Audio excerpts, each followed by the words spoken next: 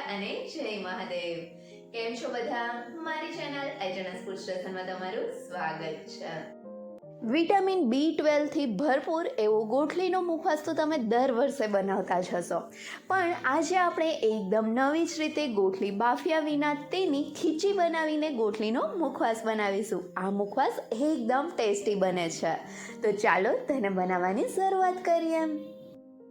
ગોઠલીનો મુખવાસ બનાવવા માટે સૌથી પહેલાં પાકી કેરી ખાધા પછી જે આ ગોઠલા વધે ને તેને સૂકવી દેવા, અને આ ગોઠલા બરાબર રીતે સુકાઈ જાય પછી તેનો આપણે મુખવાસ બનાવીશું. અહીંયા ખાસ ધ્યાન રાખવું, ગોઠલા બરાબર રીતે સુકાઈ ગયા હોવા જોઈએ. હવે અંદરથી ગોઠલી કાઢવા માટે ગોઠલીમાં જે રૂચીવાળો ભાગ હોય તેને નીચે અને દાંડલીના ભાગ સાઈડ આ રીતે દસ્તો મારવાનો, એટલે કે ગોઠલીનો લીસા ભાગને આ રીતે ઉપર અને આ રીતે આડી ગોઠલી રાખીને તેને ભાંગવાની છે. આ રીતે દસ્તા વડે ધીમે ધીમે નીચેની સાઈડ મારતા જશું ને એટલે આ રીતે ગોઠલી ખુલી જશે. ગોઠલી આ રીતે ખુલી જાય ત્યાર પછી જે આ રૂચીવાળો ભાગ છે ને ત્યાં આપણે નાઇફની મદદથી કટ મારીશું, તેમાં ઇઝીલી આ રીતે કટ લાગી જશે. અને ત્યાર પછી આ ગોઠલાને ખોલીને અંદર જે ગોઠલી છે તેને કાઢી લેશું, અને જરૂર લાગે તો આ રીતે સાણસીનો ઉપયોગ કરવો જેથી ગોઠલું બરાબર રીતે ખુલી જાય. અને હવે આ અંદરની ગોઠલીને આપણે કાઢી લેશું.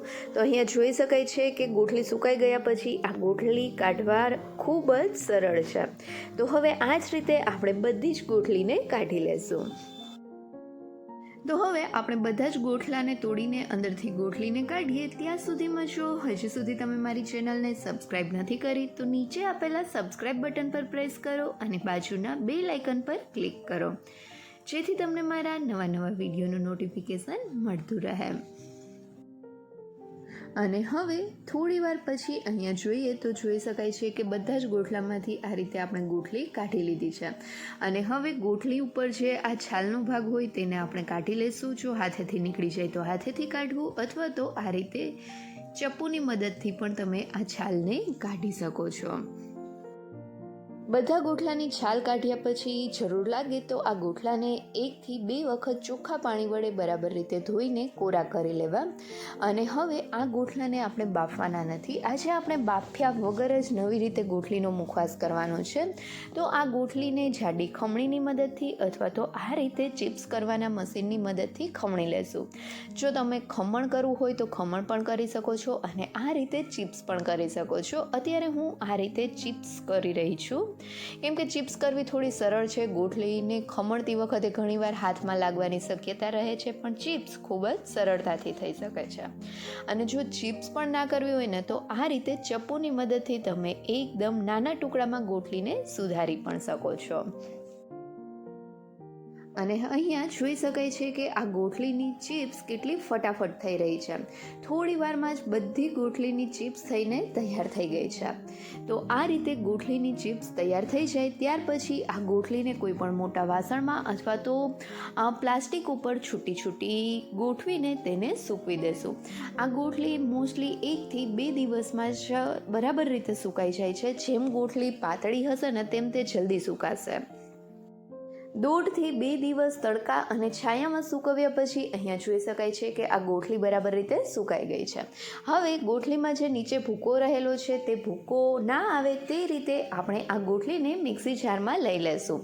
અને જરૂર લાગે તો ગોઠલીને થોડી ઝાપટીને તમે તેનો ભૂકો કાઢીને પણ બધી જ ગોઠલી મિક્સી જારમાં લઈ લેવી, અને ત્યાર પછી આ ગોઠલીનો એકદમ ઝીણો ભૂકો કરી લેશું. ગોઠલીનો ભૂકો થાય ત્યાર પછી આ ગોઠલીના ભૂકાને આપણે લોટના હવાલાથી ચાળી લેશું. જો અહીંયા તમને લાગે કે ગોઠલીના કોઈ પણ ટુકડા નથી રહ્યા અને બરાબર રીતે ગોઠલીનો ભૂકો થઈ ગયો છે તો તેને ચાળો નહીં તો પણ ચાલે. અને તેને ચાળ્યા પછી જે ચારણ નીકળે ને તેને ફરીથી મિક્સી જારમાં લઈને પીસી લેવો અને પાવડર કરીને તેને મિક્સ કરી લેવો. આ ગોઠલીના પાવડરમાં ભરપૂર માત્રામાં વિટામિન B12 હોય છે. તો જો તમારે મુખવાસ ના બનાવવો હોય તો આ ગોઠલીના પાવડરને પણ તમે કોઈ પણ એરટાઇટ કન્ટેનરમાં ભરીને આખું વર્ષ માટે સ્ટોર કરી શકો છો. અને રોજ સવારે નાસ્તો કર્યાના કલાક પછી અડધી ચમચી નવસેકા પાણી સાથે તમે આ પાવડર લઈ શકો છો. આ પાવડર ક્યારે પણ રાતે ના લેવું, કેમ કે ગોઠલી ઘણી વખત કોન્સ્ટિપેશન પણ કરે છે, એટલે એ વાતનું ખાસ ધ્યાન રાખવું. હવે પાણીના માપ માટે આ પાવડરને મેં બાઉલમાં ભરી લીધો છે. તો 2 બાઉલ પાવડર છે, તો તેના માટે અહીંયા કોઈ પણ એક મોટી કઢાઈ લઈ તેમાં 3 બાઉલ પાણી લઈ લેશું. એટલે કે જેટલો પાવડર છે તેનાથી 1.5 ગણું આપણે પાણી લેવાનું છે. તો 3 બાઉલ પાણી લીધા પછી આ પાણીને આપણે ઉકાળીશું અને પાણી જ્યારે ઉકળતું હોય ત્યારે તેમાં થોડું મીઠું ઉમેરીશું. અહીંયા વધારે મીઠું નથી ઉમેરવાનું, અડધી ટીસ્પૂનથી પોણી ટીસ્પૂન જેટલું જ મીઠું ઉમેરવાનું છે. અને મીઠાને પાણીમાં બરાબર રીતે મિક્સ કરી પાણીને ઉકાળીશું. પાણી બરાબર રીતે ઉકળવા લાગે ત્યાર પછી ગેસની ફ્લેમ થોડી સ્લો કરી તેમાં થોડો પાવડર ઉમેરતા જઈ તેને પાણીમાં મિક્સ કરીશું. તો આ રીતે થોડો પાવડર ઉમેરતા જઈ પાણીમાં બરાબર રીતે બધો જ પાવડર મિક્સ થઈ જાય ત્યાર પછી ગેસની મીડિયમ ટુ સ્લો ફ્લેમ ઉપર આપણે આ મિક્સચરને હલાવતા જશું અને તેને પકાવીશું. અહીંયા જો તમે ફૂલ સ્પીડમાં ચમચાથી હલાવી શકો તો ગેસની ફ્લેમ હાઈ રાખવી અથવા તો ગેસની મીડિયમ ફ્લેમ ઉપર જ તેને પકાવવું. હવે આપણે ગોઠલીની ખીચી તૈયાર કરવાની છે. તો તેના માટે આ મિક્સચરને 4 થી 5 મિનિટ માટે મીડિયમ ટુ હાઈ ફ્લેમ ઉપર પકાવીશું, જેથી કરીને ગોઠલીના પાણીમાં મસ્ત રીતે પાવડર એબ્ઝોર્બ થાય અને આ મિક્સચર થોડું ચીકાસવાળું થતું જશે અને ધીમે ધીમે કડાઈને છોડવા પણ લાગશે. એવું થાય ત્યારે સમજવાનું કે આપણી આ ગોઠલીની ખીચી તૈયાર થઈ ગઈ છે.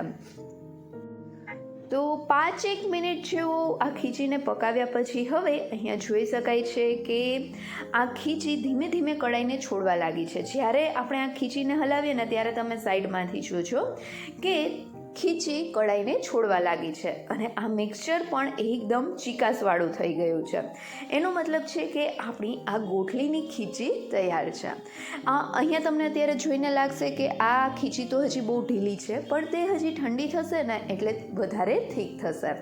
તો હવે ગેસની ફ્લેમ બંધ કરી દઈ અને પંખા નીચે કડાઈ રાખી આ ખીચીને ઠંડી થવા દેશું અને થોડી વાર હલાવીને ખીચીને ઠંડી કર્યા પછી અહીંયા જોઈ શકાય છે કે ખીચી પહેલાં કરતાં કેટલી થીક થઈ ગઈ છે. તો આ રીતે ખીચી થોડી ગરમ હોય તેટલી ઠંડી થાય ત્યાર પછી અહીંયા મેં સેવ પાડવાનો સંચો લીધો છે અને તેની સાથે જ આ રીતે ચકરી અને તીખા ગાંઠિયાની જે જાળી હોય ને તે જાળી લીધી છે. તમે ચકરી અને ગાંઠિયાની બંનેની જાળીની મદદથી ગોઠલીનો મુખવાસ કરી શકો છો. તો હું તમને બંને રીતનો મુખવાસ કરીને બતાવીશ. પહેલાં આપણે ચકરીની જાળીની મદદથી ચકરી પાડીશું.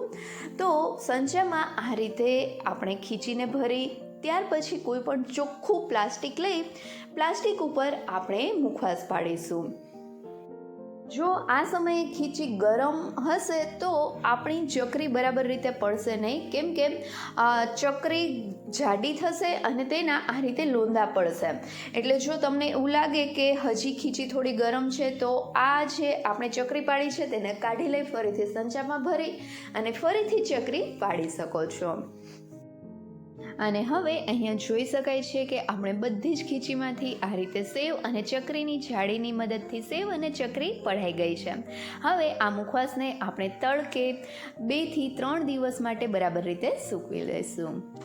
3 થી 4 દિવસ પછી અહીંયા જોઈ શકાય છે કે આપણા આ બંને મુખવાસ બરાબર રીતે સુકાઈ ગયા છે. આ રીતે મુખવાસ બરાબર રીતે સુકાઈ જાય ત્યાર પછી આ મુખવાસને તમે કોઈ પણ એરટાઇટ કન્ટેનરમાં ભરીને આખા વર્ષ માટે સ્ટોર કરી શકો છો. હજી આપણો આ મુખવાસ તૈયાર નથી થયો, હજી આ મુખવાસને શેકવાનો બાકી છે, પણ શેક્યા વગર જ આપણે મુખવાસને સ્ટોર કરવાનો હોય છે. અને અહીંયા તમે જોઈ શકો છો કે ચકરી અને સેવનો આપણે આ રીતે નાના ટુકડામાં ભૂકો કરી લેવાનો છે, જેથી તેને સ્ટોર કરવો પણ સહેલો રહે અને તેને શેકવો પણ સહેલો રહે. તો આ રીતે ચકરી અને સેવ બંનેનો ભૂકો કરી લઈશું. આ રીતે બંને મુખવાસને નાના ટુકડામાં ભૂકો કર્યા પછી તેને આપણે શેકીશું. તો તેને કઈ રીતે શેકવા તે જોઈએ. મુખવાસ શેકવા માટે એક કડાઈમાં અડધી ચમચી જેટલું ઘી લઈ તેને ગરમ કરીશું અને આ ઘી ગરમ થાય એટલે તેમાં આપણે સૌથી પહેલાં ગોઠલીની ચકરીવાળો મુખવાસ શેકીશું. તો થોડો મુખવાસ ઘીમાં ઉમેરીને તેને ગેસની સ્લો ફ્લેમ ઉપર ચકરીનો કલર વ્હાઇટમાંથી થોડો ગોલ્ડન કલર જેવો થવા લાગે ત્યાં સુધી તેને શેકી લેશું. અને આ મુખવાસ શેકાઈ જાય એટલે ઉપરથી તેમાં સંચળ પાવડર ઉમેરીશું. અહીંયા મીઠાનો ઉપયોગ નથી કરવાનો, સંચળ પાવડર જ વાપરવાનો છે, કેમ કે ગોઠલીના લીધે ઘણા લોકોને કોન્સ્ટિપેશન થાય છે. એટલે આ મુખવાસમાં સંચળ ઉમેરશું ને એટલે કોન્સ્ટિપેશન થવાની શક્યતા એકદમ નહિવત થઈ જશે.